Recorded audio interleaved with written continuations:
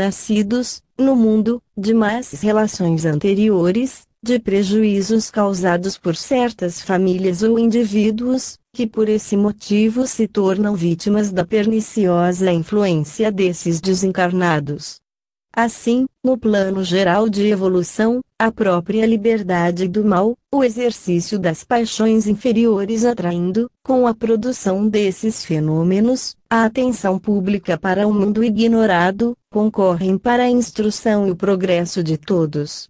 Malgrado a repugnância da ciência em geral, para ocupar-se de tais fatos, cada dia vemos crescer o número dos investigadores conscienciosos que, afastando-se das trilhas seguidas, se entregam à paciente observação do mundo invisível. Não há mês, semana, que não se registre um novo fato no domínio experimental. Os fenômenos de ordem física, a levitação de corpos pesados e o seu transporte à distância, sem contato, provocam muito especialmente a observação de alguns sábios. Falamos em outro lugar, 108, das experiências realizadas em 1892, em Nápoles e Milão, sob a direção de homens de ciência de várias nações. Início da nota do redator 108. Depois da morte no invisível. Fim da nota do redator. Processos verbais, por eles redigidos, reconhecem a intervenção de forças e vontades desconhecidas, na produção desses fenômenos. Análogas experiências foram depois efetuadas em Roma, em Varsóvia, em casa do Dr. Oshorowicz, na ilha de Roubaud, em casa do Sr. Richet, professor da Academia de Medicina de Paris, em Bordeaux, em Agnelas, perto de Voiron, Isère, em casa do Coronel de Rochas. Citemos ainda as do professor Bottazzi, diretor do Instituto de Fisiologia na Universidade de Nápoles, em maio de 1907, com assistência do professor Cardarelli, senador, de Galeotti, Pacini, Scarpa, de Amicis, etc. Essas experiências foram dirigidas com um método rigorosamente científico. Como, evidentemente, os sentidos podem enganar, empregaram-se aparelhos registradores que permitiram estabelecer, não somente a realidade, a objetividade do fenômeno, mas ainda a grafia da força física em ação. As cautelas adotadas pelo grupo de sábios acima indicados, sendo médium Eusápia Paladino, foram as seguintes. Na extremidade da sala, por trás de uma cortina, foi previamente colocada uma mesa com duas prateleiras pesando 21 quilos, e ocupando todo o espaço do gabinete a distância de 20 centímetros da cortina, mais ou menos. Sobre essa mesa foram dispostos um cilindro coberto de papel enfumaçado, movediço, em torno de um eixo ao qual fora fixada uma espécie de caneta cuja ponta atingia a superfície do cilindro. Imprimindo movimento de rotação ao cilindro, aí a caneta registrava uma linha horizontal. 2. Uma balança de pesar cartas. 3. Um metrônomo elétrico de Zimmermann. O contato é estabelecido por uma ponta de platina que, a cada oscilação dupla da haste, mergulha em pequeno tubo de mercúrio, posto em comunicação com um aparelho avisador de Express, situado num compartimento ao lado. 4. Um teclado telegráfico, ligado a um outro avisador de Express. 5. Uma pera de caucho, ligada, por comprido tubo também de caucho, através da parede, a um manômetro de mercúrio de François Franck, situado no compartimento contíguo. Nessas condições, todos os aparelhos descritos foram impressionados, à distância, estando as mãos de Eusápia seguras por 2 experimentadores e formando círculo em torno dela todos os assistentes. Por toda parte foi verificado o deslocamento de móveis, sons de instrumentos, sem contato, levitação de corpos humanos, levantamento de cadeiras com as pessoas que as ocupavam. O professor Lombroso fala de um guarda-louça que avançava como um paquiderme. Todas essas manifestações se poderiam explicar, indiferentemente, por causas exclusivamente materiais, pela ação de forças inconscientes. A força psíquica, exteriorizada pela criatura humana, bastaria, por exemplo, para explicar o movimento de mesas e outros objetos à distância e, por extensão, todos os fenômenos que não acusam a ação de uma inteligência estranha dos assistentes. Mas o que complica o fenômeno e torna insuficiente essa explicação é que, na maior parte das sessões de que falamos, de par com o movimento de objetos e levitação de pessoas, produzem-se tateamentos, aparição de mãos luminosas e de formas humanas, que não são dos experimentadores. Os Análises de Ciências Psíquicas de 1º de fevereiro de 1903 relatam os seguintes fatos observados pelo Dr. Venzano, numa sessão em Milão, quando Eusápia se achava no máximo grau do transe. Vimos, eu e as pessoas que me ficavam próximas, aparecer do lado direito uma forma de mulher, sumamente cara, que me disse uma palavra confusa, tesouro, ao que me pareceu.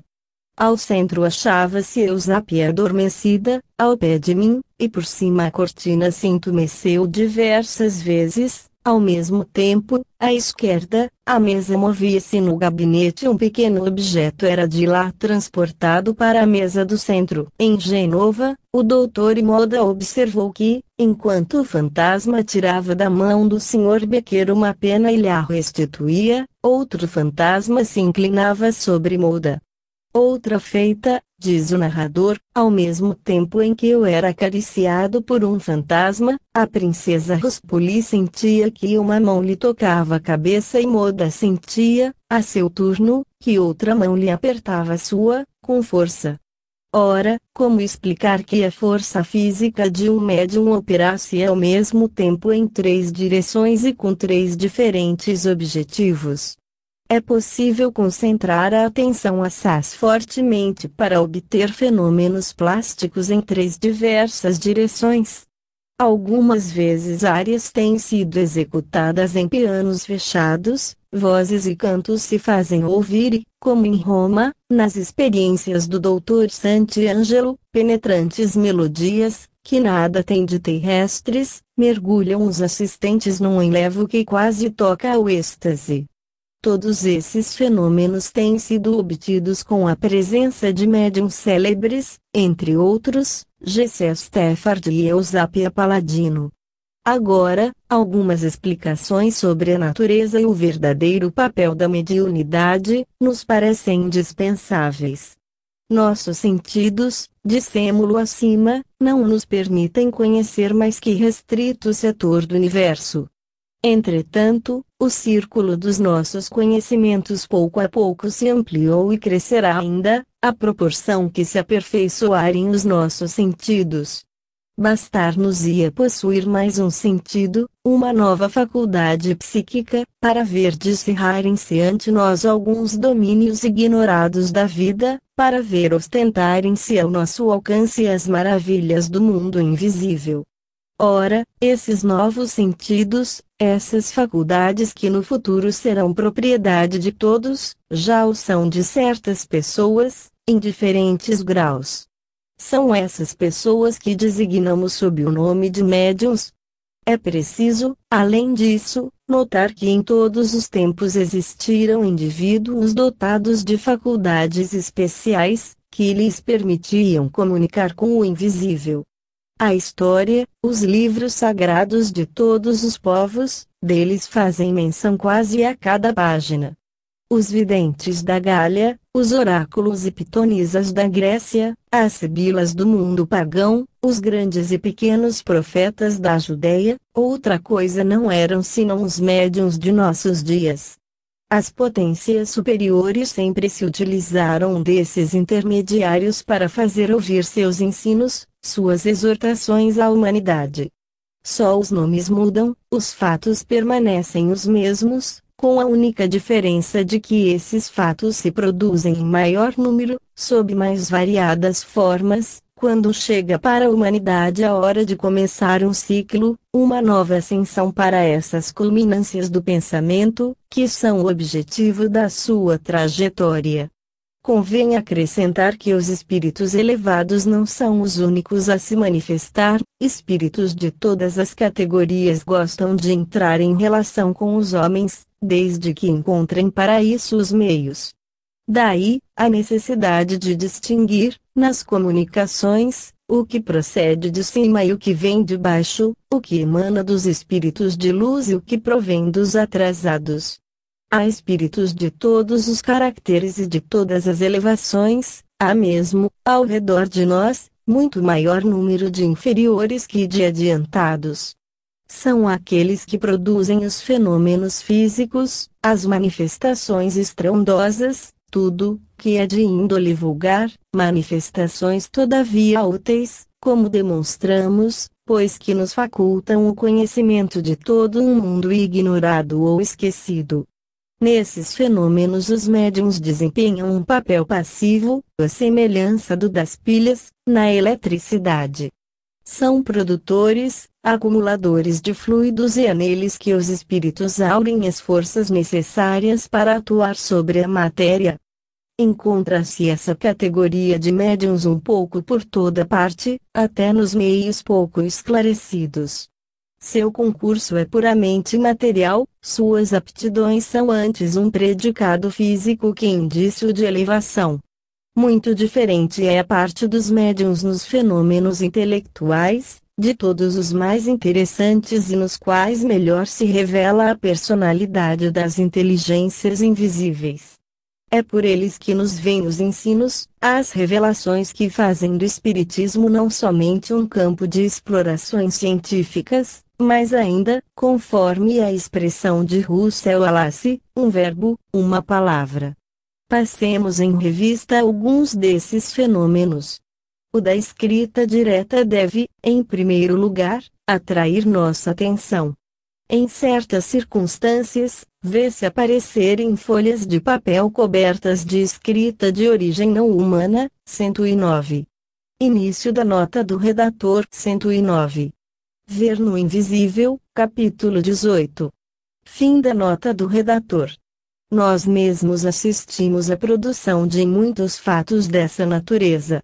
Um dia, entre outros, em Orange, no correr de uma sessão de espiritismo, vimos descer pelo espaço, por cima de nossa cabeça, um pedaço de papel que parecia sair do teto e que veio, lentamente, cair no chapéu colocado em cima da mesa, ao pé de nós. 2 linhas com uma letra fina, 2 versos estavam nele escritos. Exprimiam um aviso, uma predição que nos dizia respeito e que mais tarde se realizou. A maior parte das vezes esse fenômeno se produz em ardósias duplas, fechadas, seladas, carimbadas, no interior das quais se coloca um fragmento de lápis. A comunicação é redigida em presença dos assistentes, às vezes em língua estrangeira, desconhecida do médium e das pessoas presentes, e responde a perguntas por estas formuladas. O Dr. Gibier estudou esse gênero de manifestações durante 33 sessões, com o concurso do médium Slade, 110. Início da nota do redator, 110. Ver Espiritismo ou Faquirismo Ocidental, pelo Dr. Gibier. Fim da nota do redator. Censuraram este último por experimentar fora das vistas dos assistentes, colocando as ardósias debaixo da mesa. Citaremos, portanto, de preferência o caso do médium Eglinton, relatado na obra do professor Stainton Moses, da Universidade de Oxford, intitulada Psicografia. Aí o fenômeno se produzia em plena luz, à vista de todos. Nessa obra ele fala de uma sessão a que assistia o Sr. Gladstone. O grande estadista inglês escreve uma pergunta na ardósia e volta imediatamente, adaptando-a uma outra, um pedaço de lápis é colocado no intervalo. Amarram-se as 2 ardósias, sobre as quais o médium coloca a extremidade dos dedos para estabelecer a comunicação fluídica. Pouco depois, ouve-se o ranger do lápis. O olhar penetrante do Sr. Gladstone não se desviava do médium. Nessas condições de rigorosa verificação, foram obtidas respostas em várias línguas, algumas das quais ignoradas do médium, respostas em perfeita concordância com as perguntas formuladas. A Revue Spirit de abril de 1907 relata as experiências de escrita direta efetuadas pelo Dr. Roman Urix, chefe de clínica do Hospital de Bialik-Amien, na Galícia. Assim se exprime ele. Muito tempo me ocupei de espiritismo. Tenho agora um médium com quem durante 3 meses realizei experiências, 2 vezes por semana, e obtive fenômenos verdadeiramente interessantes. Esse médium é uma camponesa absolutamente ignorante. Frequentou a escola de sua aldeia 2 anos apenas, lê com dificuldade e escreve mal. Está empregada como criada de uma senhora R., em Bialik-Amien. As sessões, efetuadas em minha casa, assistem, além de mim e do médium, essa senhora R. e um amigo, o Dr. W. Obtivemos a escrita direta. O que é notável e, que o saiba, inteiramente novo, é o modo pelo qual a obtivemos. Tenho visto muitas vezes a escrita produzida entre 2 ardósias ou no papel, com um lápis, num quarto em condições de escuridade, mas as precauções que tomamos foram de tal ordem que excluem absolutamente qualquer possibilidade de fraude, não só da parte do médium, como de qualquer outra pessoa.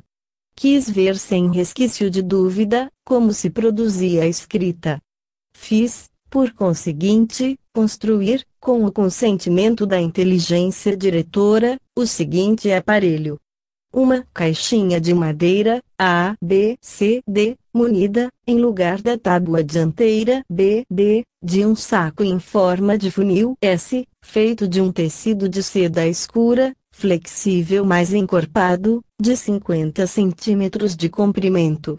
Na extremidade desse saco foi adaptado um pequeno tubo H, com um lápis, MN, introduzido de tal sorte que a parte posterior do lápis, mesmo o lápis quase todo, fica dentro da caixa, ficando a ponta aguçada N saliente do tubo H e apoiada numa folha de papel P. O interior da caixa é inteiramente escuro e o saco em nada impede os movimentos do lápis. Com essa disposição logramos obter, à plena luz, com extrema rapidez e absoluta segurança, comunicações escritas por um processo visível aos olhos de todos.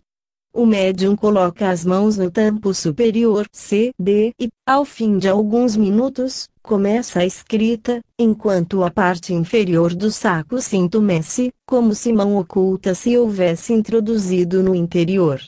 É em tais condições e por esse único meio que atualmente nos comunicamos com a inteligência invisível. Quanto ao conteúdo das mensagens, às vezes muito longas, é consideravelmente superior à inteligência do médium e excede não raro a capacidade dos outros assistentes, pois que frequentemente recebemos comunicações em alemão e em francês. O médium não fala senão o dialeto eslavo, e um dia recebemos uma mensagem de 5 páginas, em inglês, língua que nenhum de nós conhece. As mensagens são, às vezes, muito engenhosas e sugestivas.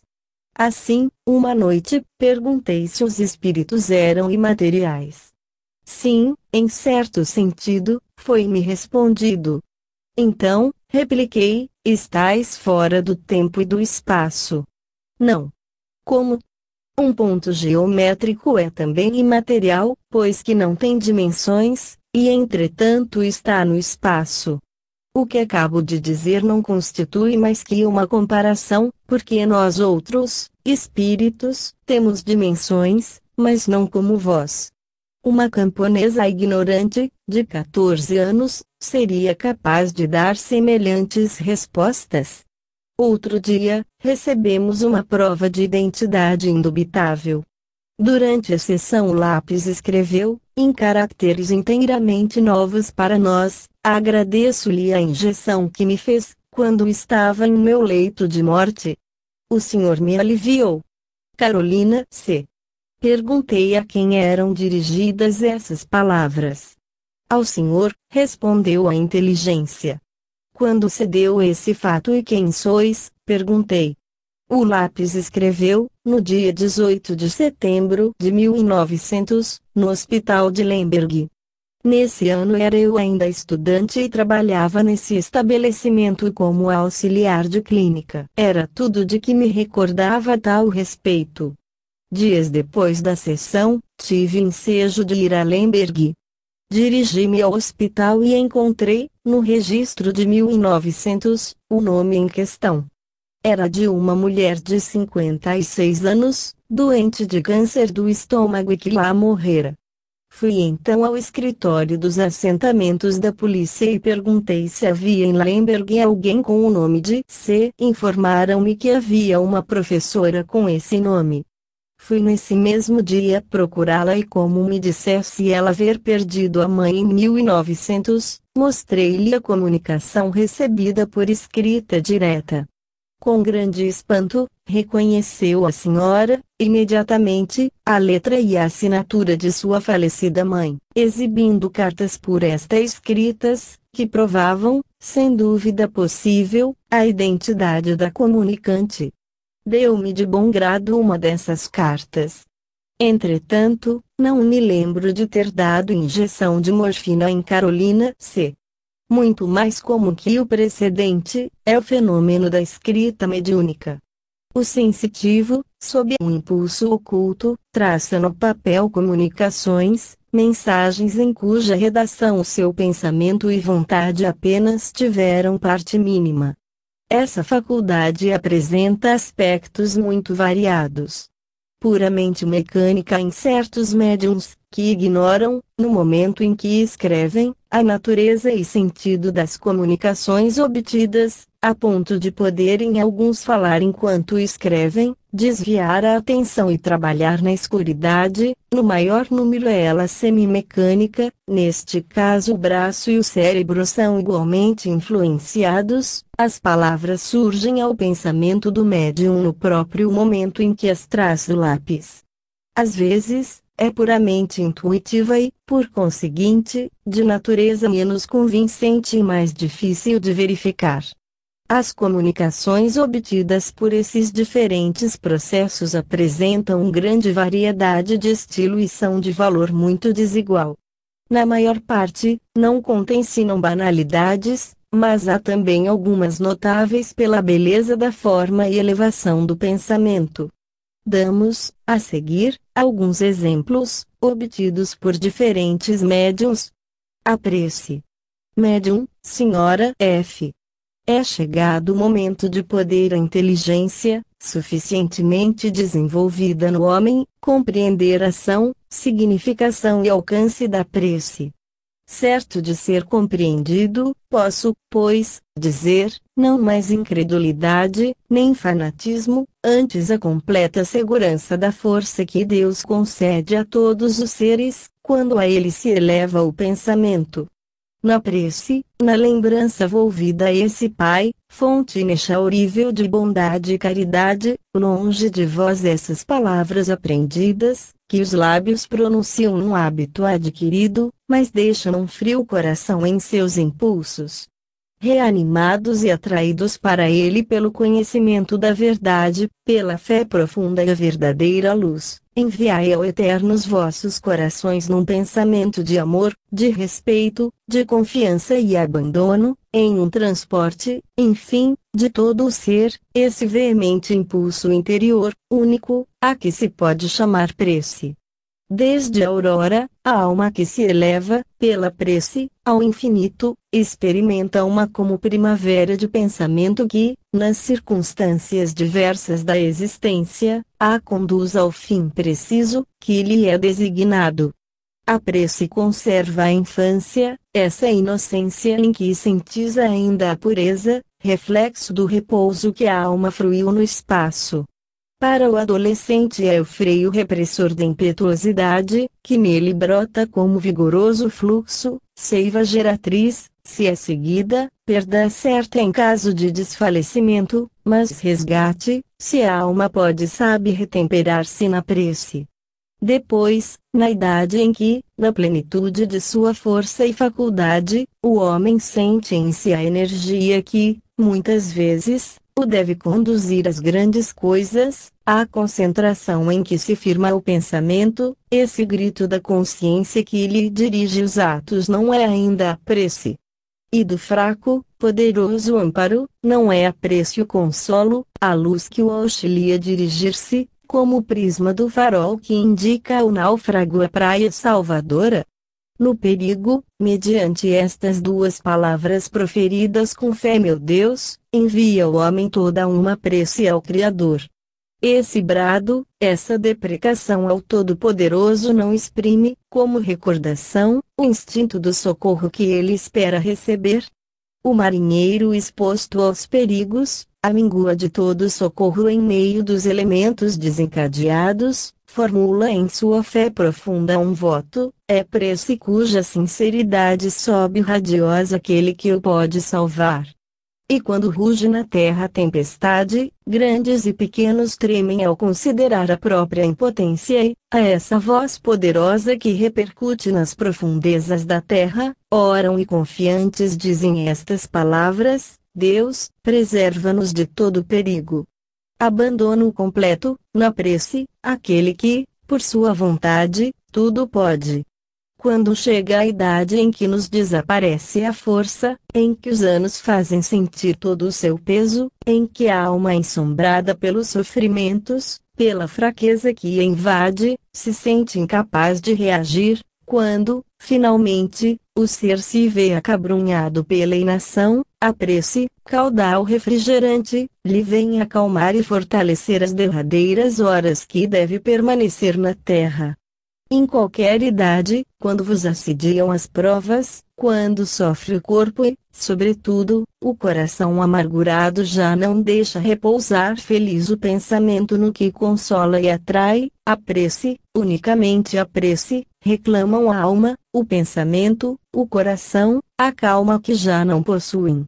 Quando encarnado, na plenitude de suas energias, inspirado pelo desejo do belo e do grande, refere suas aspirações a tudo que o rodeia, pratica o bem, torna-se útil, auxilia os desgraçados e, celeste prece, força do pensamento, em seus atos é amparado pelo fluido poderoso que do além se lhe associa, constante e invisível cadeia do encarnado com os desencarnados e, para mim, prece. Direi, pois, a todos que a bondade inspira, aos que, neste século em que o pensamento inquieto investiga sem firmeza, sentem a necessidade de uma fé profunda e regeneradora. Ensinai a prece à criança, desde o berço. Todo ser, mesmo no extravio das paixões, conserva a lembrança da impressão recebida no limiar da vida e torna a encontrar como consolação, no crepúsculo da existência percorrida, o encanto ainda presente dos anos abençoados em que a criança, iniciando-se na vida, respira sem temor, vive sem inquietação, proferindo nos braços de sua mãe este nome tão grande e tão doce, Deus, que ela lhe ensina a murmurar. Aurindo força e convicção nessa piedosa lembrança, ele repetirá com toda a confiança, no último adeus à terra, a prece aprendida no primeiro sorriso. Assinado, Jerônimo de Praga.